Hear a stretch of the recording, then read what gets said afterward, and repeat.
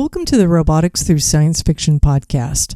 I'm Robin Murphy, and in this episode, I'll review Autonomous by Annalee Newitz.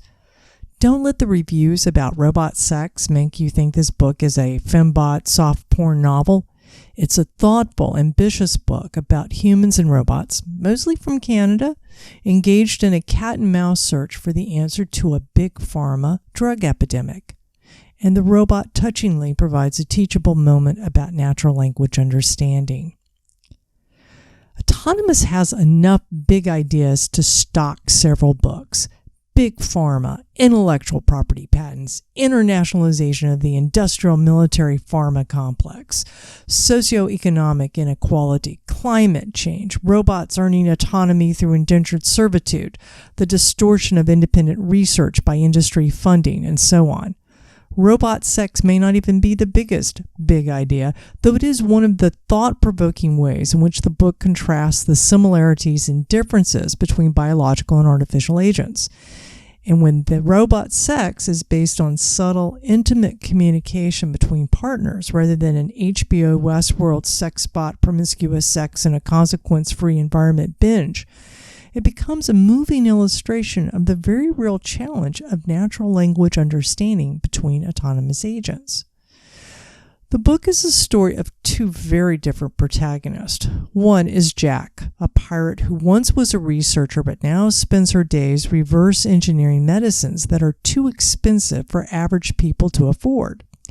The other is Paladin, a military-grade robot with an overall humanoid shape that's distorted with wings, carapaces, and other alterations to make her a super soldier. Paladin, along with her human partner Elias, is set to assassinate Jack for her intellectual property violations. They are unaware that the real motivation for Jack's termination is that she stumbled upon a major violation by one of the big pharma companies. Robot sex in the autonomous universe avoids the prurient sexbot motif, and instead, the robot sex subplot serves as one of the many mechanisms exploring what it means to be autonomous. Jack is an unindentured, truly free human, engages in sex with her human co-workers, fellow travelers, whatever, but chooses to avoid intimacy with her partners. Meanwhile, Paladin, as an indentured worker, explores sex as an assertion of her autonomy to choose something beyond that which she was programmed for. One of the few choices permitted to Paladin is what she wants to be called. The genderless Paladin starts out preferring to be called he, seemingly appropriate for a military robot, then asks to be called she to ease Elias's homophobia. This mid-book change in the gender of a genderless character echoes ancillary justice. In ancillary justice, the inability of the reader to pin down the sex of Brack, or pretty much any character, is a reminder of just how much we are unconsciously focused on gender. In Autonomous, the gender fluidity is more unsettling and discomfiting than the robot sex. Regardless of the gender label, Paladin treasures sex as a mean to gain greater intimacy with Elias, and ultimately she defines autonomy as the right to privacy, especially valuable when you're a robot and people with the right clearances can literally see what you think. Similar to RUR, the original play that created the term robot, the robots in Autonomous appear to be purer, sweeter creatures than the shallow, work-obsessed, hard-partying humans. How Paladin achieves her intimacy with Elias illustrates the challenges of natural language understanding and communication in human-robot interaction. Interpreting human communication is more than parsing and understanding the words people are saying. I mean, Siri, Alexa, autospell, they're daily reminders of the difficulties. True communication involves the conversationalist having a fundamental common ground, that is, a shared background of understanding about the world and the subject they are talking about.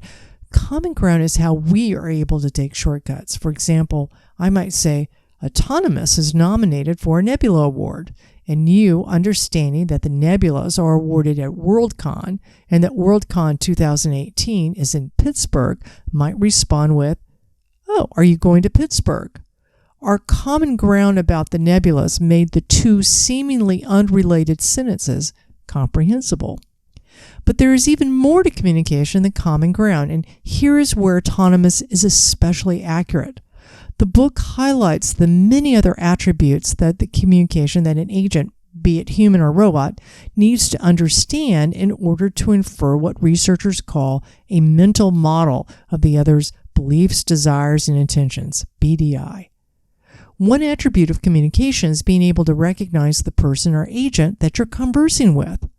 Additional attributes include nonverbal cues such as prosody, pacing, inflection, facial expressions like smiling, frowning, looking confused, head nods, gazing up at a conversational partner to indicate turn-taking in conversation, looking at the object being discussed, proximity to the conversational partner, the personal space thing, the way the hands are moving, the general pose, are they stiff with anger or discomfort, and so on.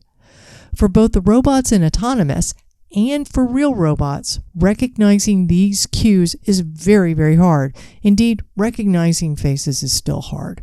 We do it naturally with our visual system, but computer vision for robots is far from a solved problem despite all the hype about deep learning. The solution for Paladin is to be given a human brain.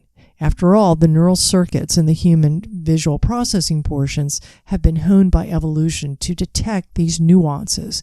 And so Paladin, as a top-of-the-line military special op robot, is given the brain of a deceased human soldier so that she can reuse the visual neural circuitry.